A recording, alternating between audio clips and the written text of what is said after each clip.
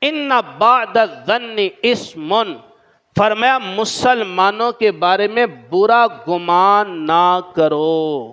بد گمانی، کسی کے بارے میں برا گمان کرنا، اس سے بچنے کا ہمیں حکم دیا گیا ہے۔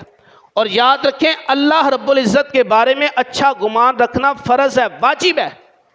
اللہ کے بارے میں ہمیشہ اچھا گمان رکھو، اللہ جو کرتا ہے بہتر کرتا ہے، اللہ کی اس کام میں حکمت ہے۔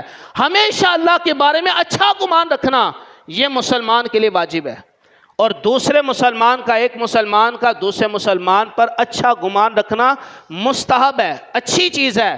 مسلمان کا مسلمان سے بلا وجہ بدگمانی کرنا، مثال کے طور پر کوئی بندہ لیٹ ہو گیا، اب بدگمانی کرنا، اب دیکھیں جان کے لیٹ ہویا ہے، اب جناب کوئی کسی وجہ سے کوئی نہیں آ سکا تو یہ بدگمانی کرنا، دیکھیں جان کے۔ اچھا گھروں کے اندر کیا ہوتا ہے، اب کوئی خاتون بیمار ہو گئی ہے، خاص طور پر ساس اور بہو کے جو معاملات ہوتے ہیں، اب بہو جو ہے وہ کہے کہ میرے سر میں درد ہے تو ساس نے فوراً کہنا دیکھیں بہانے لان دیے۔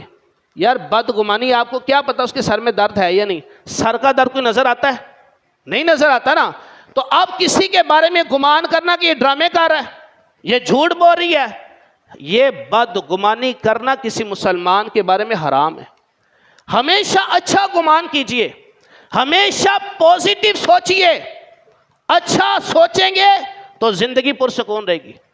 ایک رپورٹ میں پڑھ رہا تھا، ایک تحقیقی رپورٹ ہے، اس میں لکھا ہوا ہے کہ 80% 80% جو فالج کا مرض ہے نا، اور دل کے جو امراض ہے، جو ہارٹ پیشنٹ ہے یا جن کو فالج کے امراض ہیں، یہ ہوتا ہے ذہنی تناؤ کی وجہ سے، ذہنی ڈپریشن کی وجہ سے۔